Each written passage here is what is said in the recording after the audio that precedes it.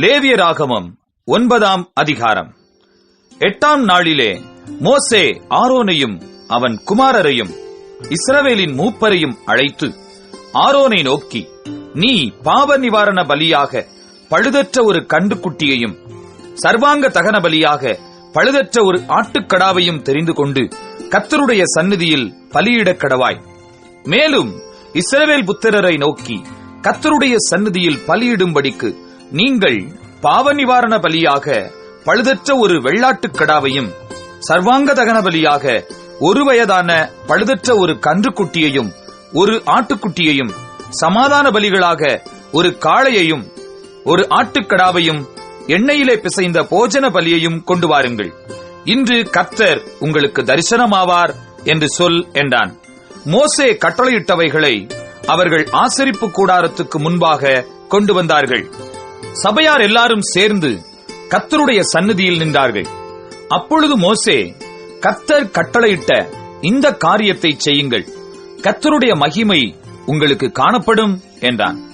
மோசே ஆரோனை நோக்கி, நீ பலிபீடத் தண்டையில் சேர்ந்து கர்த்தர் கட்டளையிட்டபடியே உன் பாவ நிவாரண பலியையும் உன் சர்வாங்க தகன பலியையும் செலுத்தி உனக்காகவும் ஜனங்களுக்காகவும் பாவ நிவிர்த்தி செய்து ஜனங்களுடைய பலியையும் செலுத்தி அவர்களுக்காகவும் பாவ நிவிர்த்தி செய் என்றான்.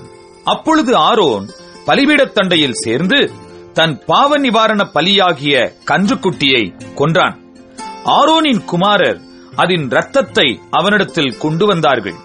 அவன் தன் விரலை அந்த இரத்தத்தில் தோய்த்து பலிபீடத்தின் கொம்புகளின் மேல் பூசி மற்ற இரத்தத்தை பலிபீடத்தின் அடியிலே ஊற்றி பாவ நிவாரண பலியின் கொழுப்பையும் குண்டிக்காய்களையும் கல்லீரலில் எடுத்த ஜவ்வையும் கர்த்தர் மோசேக்கு கட்டளையிட்டபடியே பலிபீடத்தின் மேல் தகனித்து மாம்சத்தையும் தோலையும் பாளையத்துக்கு புறம்பே அக்கினியிலே சுட்டரித்தான். பின்பு சர்வாங்க தகன பலியையும் கொன்றான். ஆரோனின் குமாரர் அதன் இரத்தத்தை அவனிடத்தில் கொண்டு வந்தார்கள். அதை அவன் பலிபீடத்தின் மேல் சுற்றிலும் தெளித்தான். சர்வாங்க தகன பலியின் துண்டங்களையும் தலையையும் அவனிடத்தில் கொண்டு வந்தார்கள். அவன் அவைகளை பலிபீடத்தின் மேல் தகனித்து குடல்களையும் தொடைகளையும் கழுவி பலிபீடத்தின் மேலிருந்த சர்வாங்க தகன பலியின் மேல் தகனித்தான். பின்பு அவன் ஜனங்களின் பலியை கொண்டு வந்து ஜனங்களின் பாவ நிவிர்த்திக்குரிய வெள்ளாட்டுக்கடாவை கொன்று முந்தினதை பலியிட்டது போல அதை பாவ நிவாரண பலியாக்கி சர்வாங்க தகன பலியையும் கொண்டு வந்து நியமத்தின்படி அதை பலியிட்டு போஜன பலியையும் கொண்டு வந்து அதில் கை நிறைய எடுத்து அதை காலையில் செலுத்தும் சர்வாங்க தகன பலியுடனே பலிபீடத்தின் மேல் தகனித்தான்.